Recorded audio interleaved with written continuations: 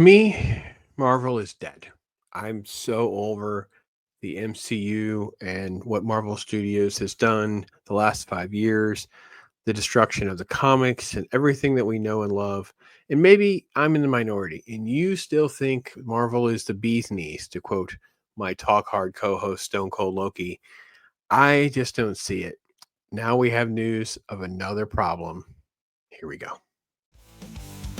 Let me tell you about the show called Pop, so they drop the knowledge on all the latest thoughts from comics and movies, games and TV shows. All right, I'm going to use Bounding into Comics is probably not the source. I think it's quoting Twitter and others, but yeah, this is a look. There he is, Black Cap himself, Sam Wilson, aka Anthony Mackie. Here's the Harrison Ford driven Red Hulk shenanigans. President Ross becoming Red Hulk. And before we get there, let me just say, none of this is comic relevant. Like, yes, they turned Sam Wilson into Cap for a while, and yes, there is a Red Hulk that was General Ross. But how all of this even is coming together for the film is not remotely how this plays out in the comic book. If you want to go read Hulk #1 when they bring in the Red Hulk, you'll have a fun little read with it. It's actually pretty interesting. And it's interesting to see how it kind of plays out with Abomination and what they think's going on. And then as he fights the Hulk and She-Hulk, all the different things that are going on. But in the MCU, this is just being thrown together as things they think are cool. That's how I feel right now. I don't feel like this has any plan. We don't get delayed and reshoot and change names and reshoot. And yes, here we are. It is November. This movie is supposed to come out next. Now they're saying no. Another test screening, another reworking. This is crazy. They don't really know if they're going to do reshoots or it's going to be recut. This is all just rumors. Daniel Rickman has been very consistent. He's been pretty good on this. This is over on his Patreon account. It's been confirmed here through Bounding into Comics, pulling together everything for you, and that Marvel's not happy. And this is a quote from World of Reels. Jordan Rumi saw audiences reject 2 different cuts of Sam's next adventure. Yeah, well, why? Look at it. It's laughable. This dude has no super soldier serum in him. 0. Any physical contact with Hulk and he would be dead.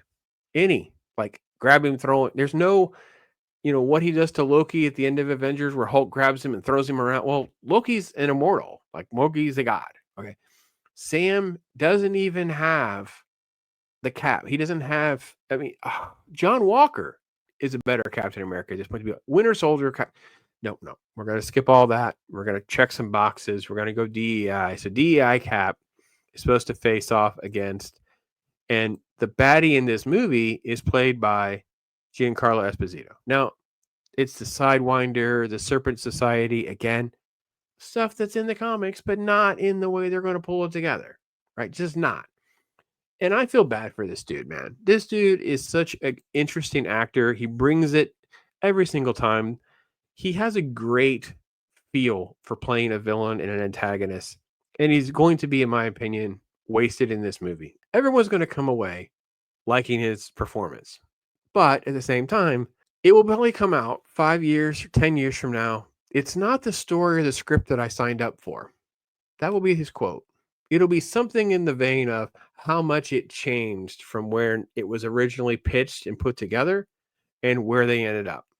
Because this is the Marvel problem. The Marvel thing has gotten so out of control that they don't come up with something really good. They don't have a plan. They don't have the script doctoring. They don't put together all of the elements that you actually need from a creative team to make something good and worthy. A vision. Tarantino, I recently saw a short with Quentin Tarantino, an excerpt from a conversation he was having about being a director. And your responsibility as a director is have a vision. And then you get the right people to make that vision come forth. Instead, they come up with these random ideas. They cast a director, cast DEI roles, and then throw it together and expect it to just be good enough. And then, oh, well, audiences don't like it. I guess they'll just go spend some more money. We'll reshoot something. We'll re-edit it. Well, that's not enough. Do some CG effects. Do this. Put in a really cool stinger scene or something, everyone will talk about that and forget about how bad the movie is.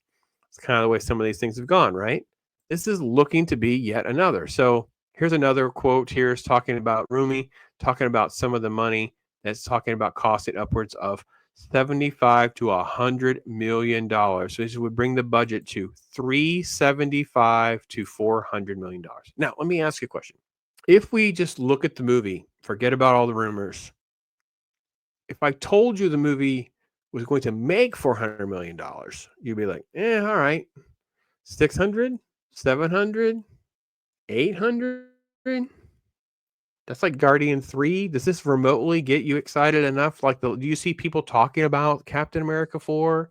Do people even know what the name of this movie? Because it was Brave New World. It's New World Order. I don't even know why they think anyone wants to see this version of Captain America. But let's just presume that that's the case.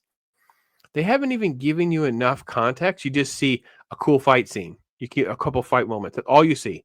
And that's what will trend on Twitter for a couple of days. Oh, that was a cool shot. Okay.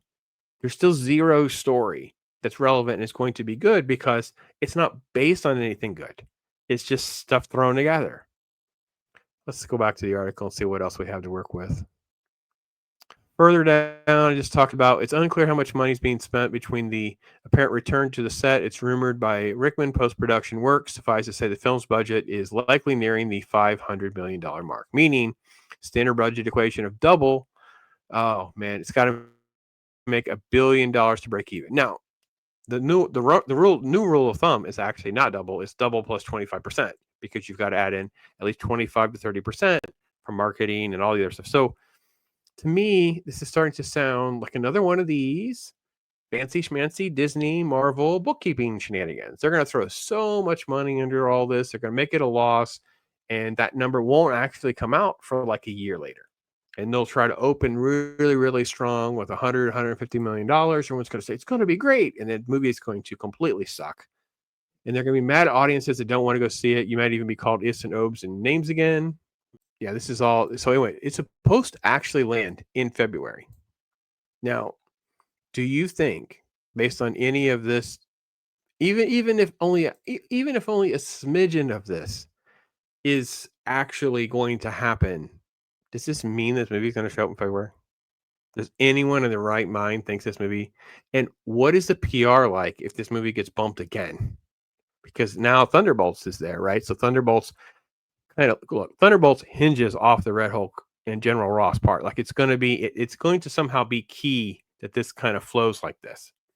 And if it doesn't, that even bodes even worse for Thunderbolts, in my opinion. So anyway, I'm not saying I have hope. I'm not saying this really changes much for me, but it's like the ship is still sinking so much faster than they even realize.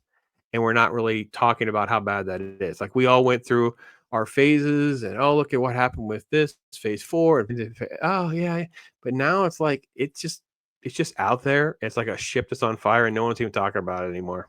That's how I feel. It's so bad. Anyway, those are my thoughts. I'd love to hear from you guys. Tell me what you guys think about